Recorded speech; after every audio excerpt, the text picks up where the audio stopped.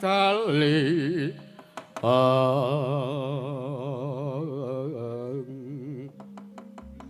klerat adet wilating kota dan manggung mangun sang niti ladinya ngadali wuwus Trastasura Wilaga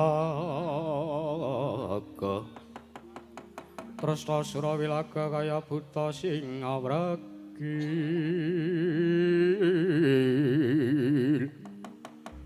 oh iku mau cengkok apa iki mau bilang alit kok bekas mana iki mau sampean ku aneh-aneh ora Andario kuwi wonten jauh samangke kula utus supados siswa putra siswa saking Buur Bandura Katimbalono sowan ngadhep dosanipun Nalindra Gustina. Inggih, nek ngaten kula namung ngestaken dawuh nyuwun pamit madal wasilan. Hati-hati, Jaya bocah cilik mawon.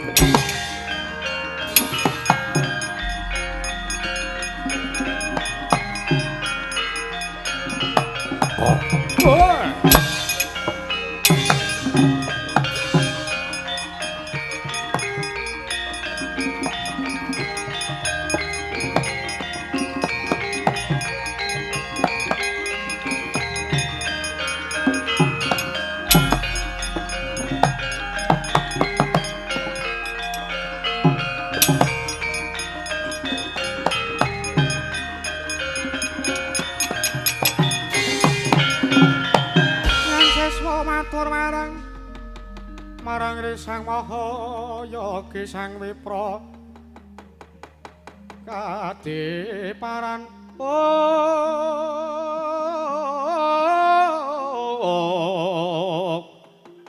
karsaning Hyang Hutipati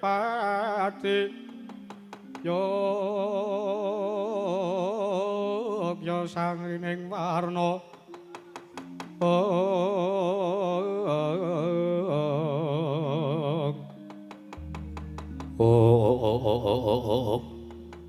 Ya jagat pangesungara Bawaduna kula wonten dawuh menapa menika putra siswa Paduka nggih oh dasare wujute buta mau kudune raja macam buta loro ming kaya rethak ki mama mlaku wong loro wis kaya pengedram karo pendemung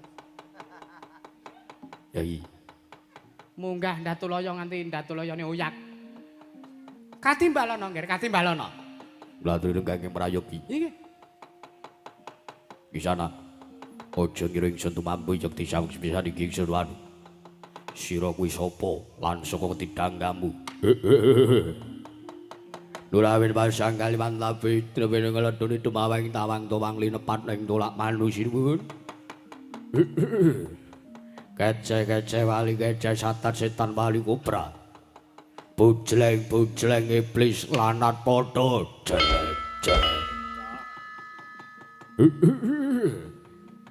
menawi sang Prabu Andang Udemate ingkang abdi kula siswanipun Bapa Werbandur ingkang kleyang kabur kanginan kendang kebaraten tanpa papan tanpa dunung Uling kang abdi pun Kolon Jaya sinuwun.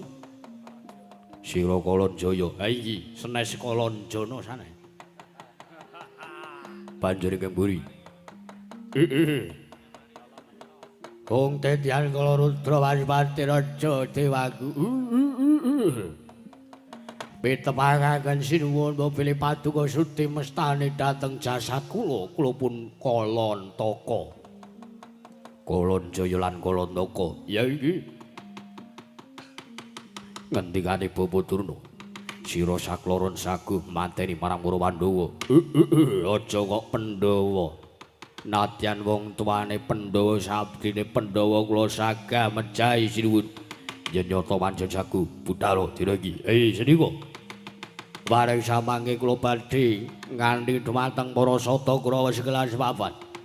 Badhe kula kanthi kinarya mlampah lampahe peninggal abdipun Kolon Jaya mejahi dumateng pun para Pandhawa. Hati-hati aja kowe bocah cilik. Prastata paduka badhe kula suwun pangestunipun sinuwun. Wah!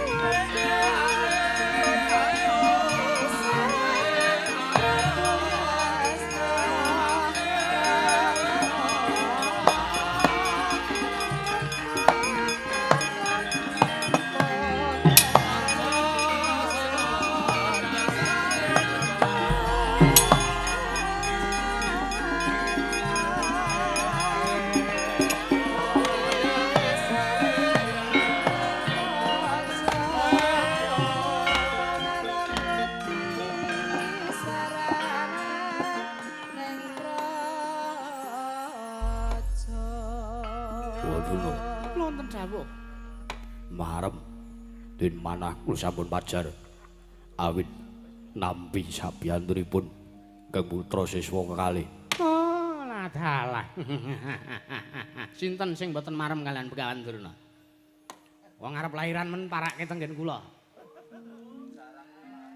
Lair keguguran. Wah. Jare kok gawe mareme wong. Sing marem malah mbokne ora kok anake. Sampeyan menika kok. Nuwun sewu nggih. Anggen kula tusan dumateng siswa kula menika. Daya-daya namung badhe damel srana ringgipun para Pandhawa.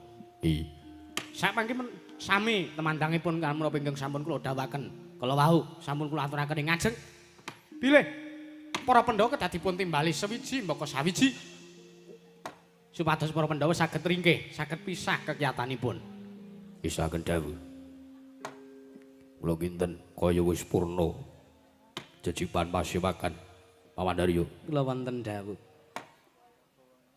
Samangke supados nglempaken barisaning para sata Kurawa kinarya mlapat tindahipun yaksa kalih Kolon Jaya lan Kolon Taka.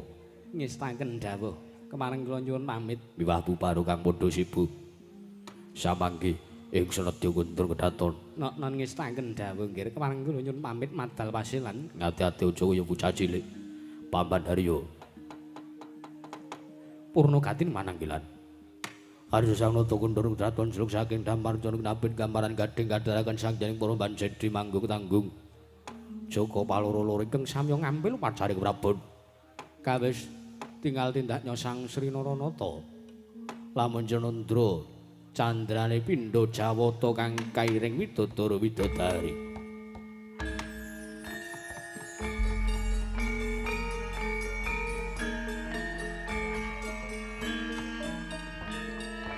Ya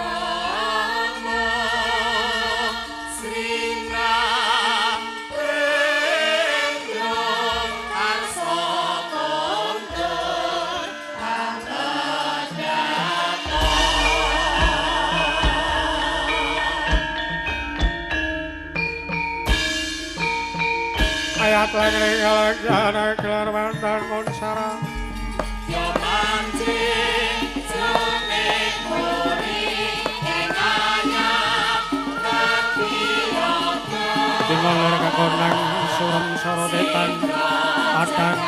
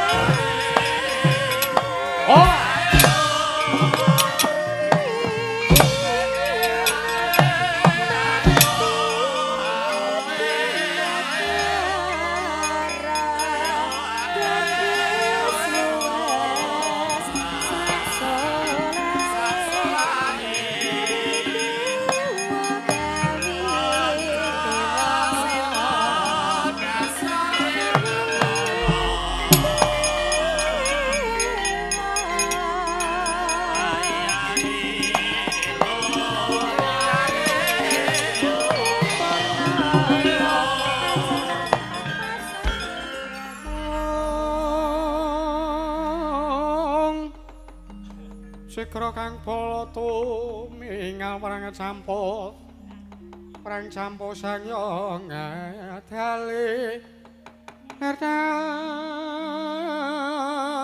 tetwelating kota Danywangkung mangun sang nidi minjang sang aji mijil aladinyo ngedali wos Yayi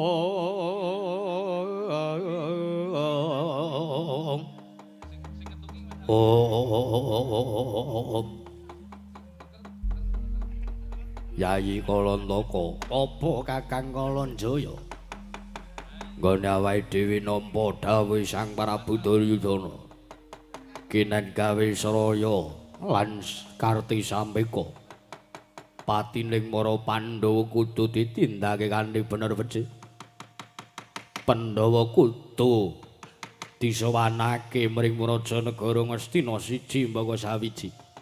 Aja nganti cicir Kurawa kudu dikandhi tumuju nyang negara Ngamarta. Banjur samengko keparenge Kakang Kalanjaya kepiye? Adum gawe yayi. Iya. Awake dhewe samengko keduga mlebu ning kedhaton negara Indraprastha. Banjur para sata Kurawa panggaweane kudu ngirigodha marang para kawula sartane satru-satru Ngamarta. Aja ngasih digawe tentrem kanane nanging gawenan karang abang. Sartane biyu ana bathang sayuta dening para sata Kurawa. Ya, ngestake dawuh Kakang Kalanjaya. Banjur misa apa nggone para sata Kurawa lan awake dhewe budal. Ora ketang sambung apa cala lintang tumlayat takane budal dina samengko iki yayi.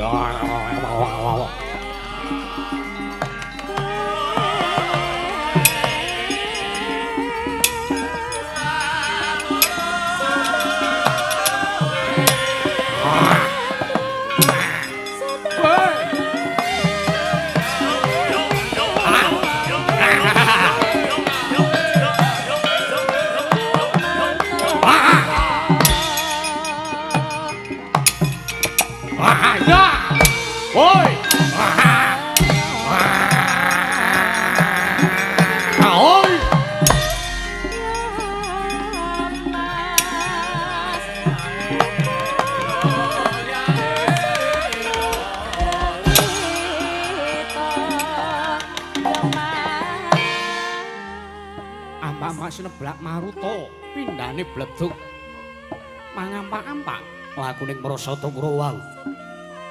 Sareng kalan yaksa kalih Kalanjaya miwah Kalantaka.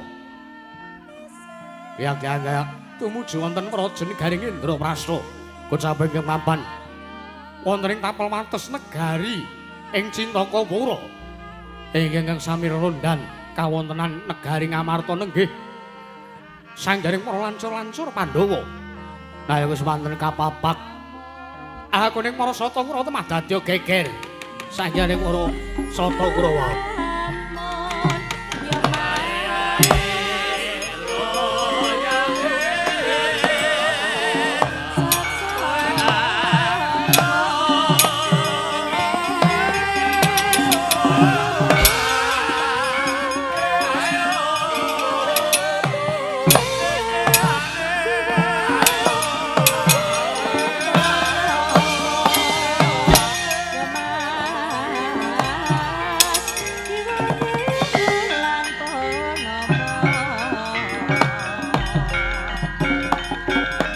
Go!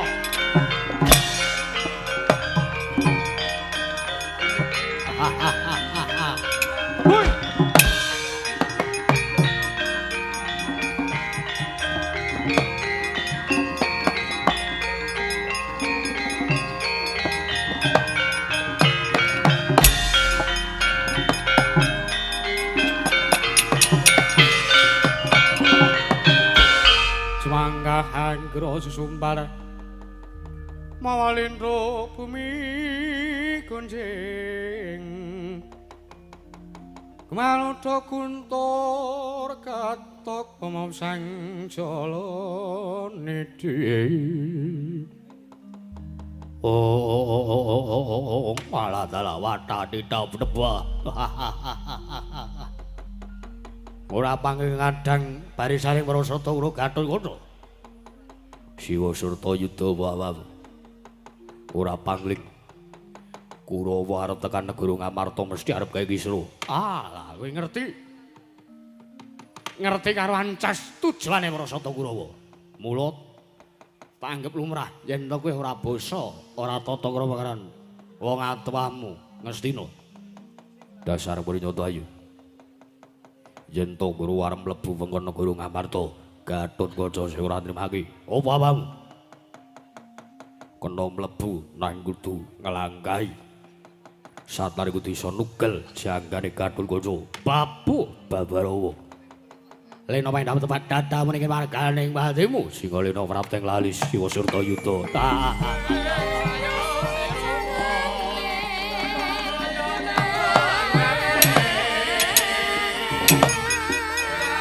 Mati kowe. Wah. Oh ayah. Waduh. Oh wah.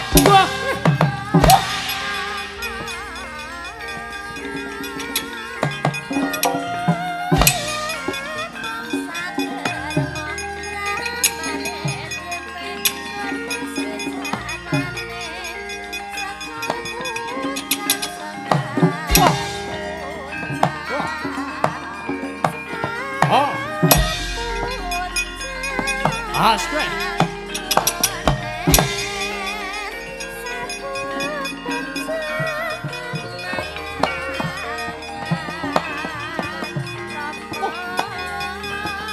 Mati. Awas. Hoi. Wah. Wani wong tuwa. Bener.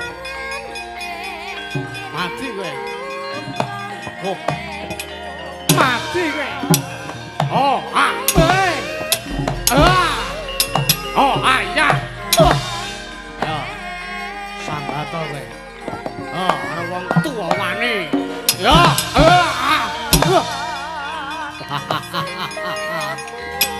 Iki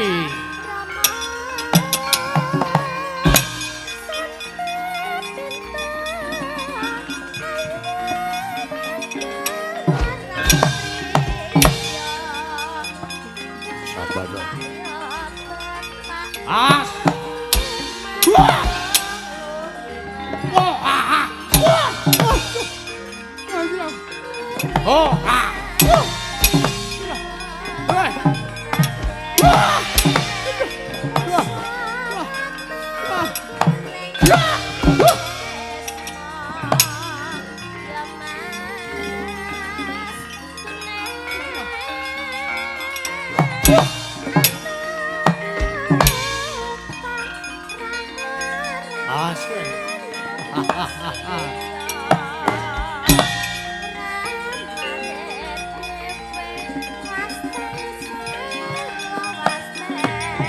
Mati.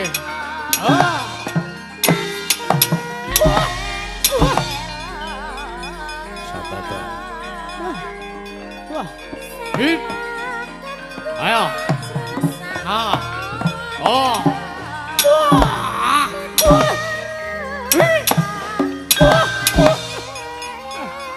Mati aku. Ayah. Ya.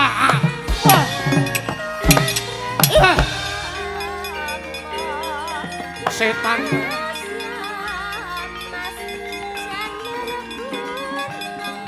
Ora gelem medhot kowe.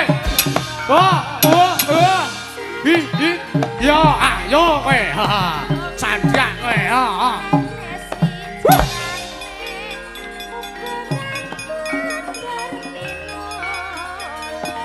Sini meduna nek ngene.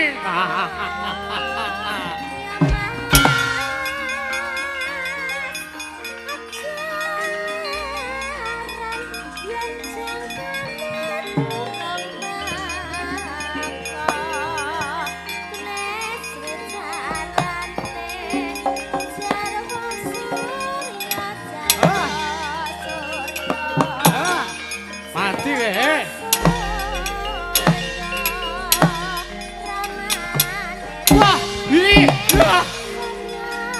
Wah,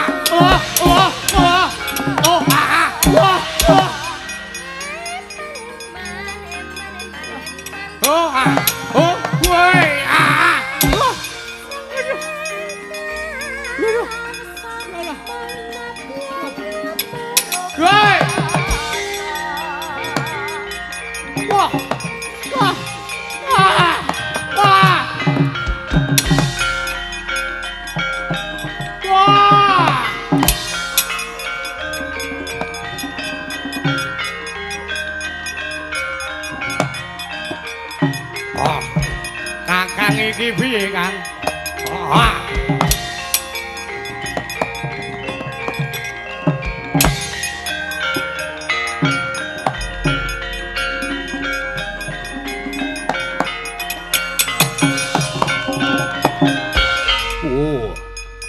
Lah kok dadi bubar mawon kaya ngene Prasata Kurawa. Salang tunjang rebut ujung. Piye kaya mangkene kanane iki Kakang Kalonjaya? Aja kuwatir Yayi. Tak kira awake dhewe ora bakal kangelan yen to mung perkara ngebuyuki Bathang Sayuta ning negara Ngendraprasna. Bakune nom-noman ning negara Ngamarta wis digawe kisruh pikire. Wis digawe bingung budine. Keparenge Kakang Kalonjaya wi, Yayi Kalantaka aja kuwatir. Ayo alon-alon diperebeki, dicaketi, sartane miwiti ngene awake dhewe bakal medhah negara Ngamarta. Tansah marmaring sukma sukma sinuksmaya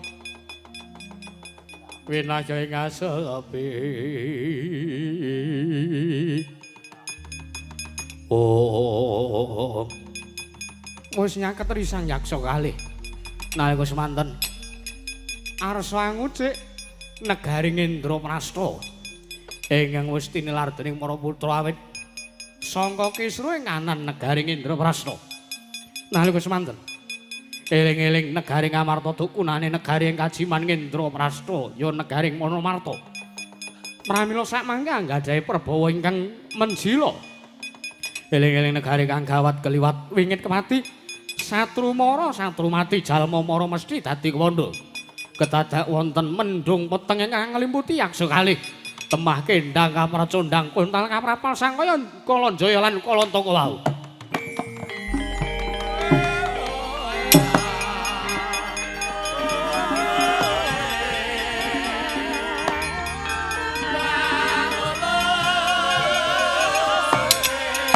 Woi! Ah! Woi! Apa ini? Woi! Woi!